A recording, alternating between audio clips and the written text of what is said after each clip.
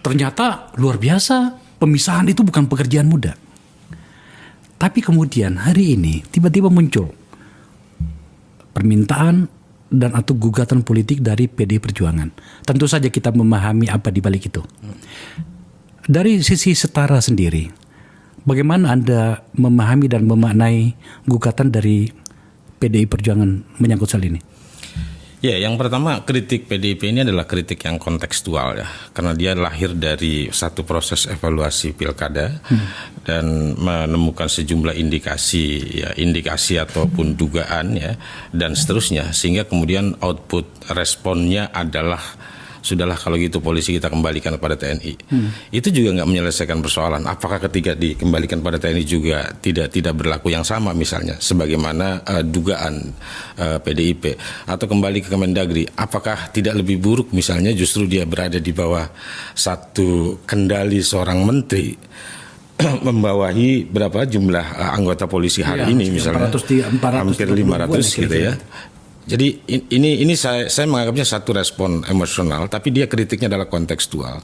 Sebenarnya sasaran kritik ini kan adalah pada soal integritas pemilu, integritas pilkada, yang salah satu prinsipnya adalah electoral justice, yang harus mensyaratkan adanya keseimbangan sumber daya, jarak yang sama antara satu kontestan dengan kontestan yang lain dengan kekuasaan gitu.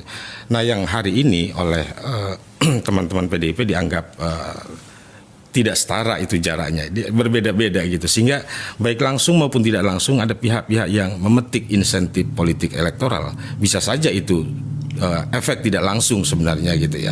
Nah, itu kan yang konteks kritik ini muncul. Lalu usulannya kemudian agar Polri dipindahkan lagi ke Kemendagri seperti sebelum 46 berarti Pak Akhwil ya, Jenderal.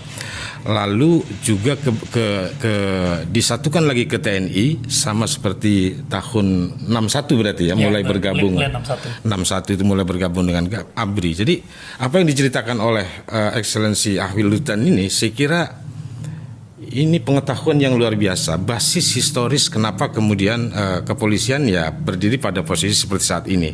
Lalu lompat ke 98 sampai 2000 terjadilah pemisahan. Nah, kalau saya menganggap Pak Akbar, sebenarnya secara konstitusional perdebatan ini sudah selesai. Ya, ketika konstitusi kita menyebutkan bahwa polisi adalah alat negara, yang itu artinya secara implisit kekuasaan penyelenggaraan pemerintahan yang dimiliki oleh seorang presiden didelegasikan kepada satu institusi yang disebut di dalam konstitusi kita adalah polisian. Nah, karena itu secara konstitusional sebenarnya perdebatannya selesai. Lalu secara legal tadi ya betul Undang-Undang 2 tahun 2002 bisa diubah oleh DPR gitu ya. Tetapi tadi karena dia adalah menerjemahkan Undang-Undang Dasar 45 khususnya pasal 30 ayat 4 tentang peran dan tugas polisi, maka Undang-Undang 22 juga tidak serta-merta bisa kemudian mengubah posisi kelembagaan Polri di bawah apapun itu kelembagaannya begitu ya. Jadi secara legal, secara konstitusional perdebatannya sebenarnya sudah selesai. Secara politik, saya kira kalau kita petakan aspirasi yang muncul di permukaan, sebenarnya juga selesai. Misalnya 7 fraksi dari satu fraksi semuanya menolak gitu ya.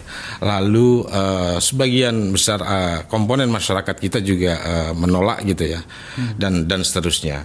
Tetapi satu hal yang banyak atau kita mesti amati atau kita cermati, isu ini laten, Bang Akbar. Laten dalam makna setiap ada momentum kekecewaan terhadap Polri, isu ini muncul.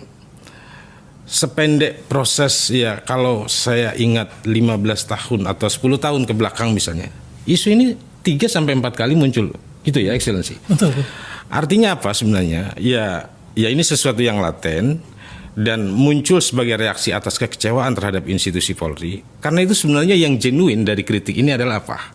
Ya bukan mengubah posisi Polri sebenarnya, tetapi bagaimana kemudian organisasi Polri ini dibenahi.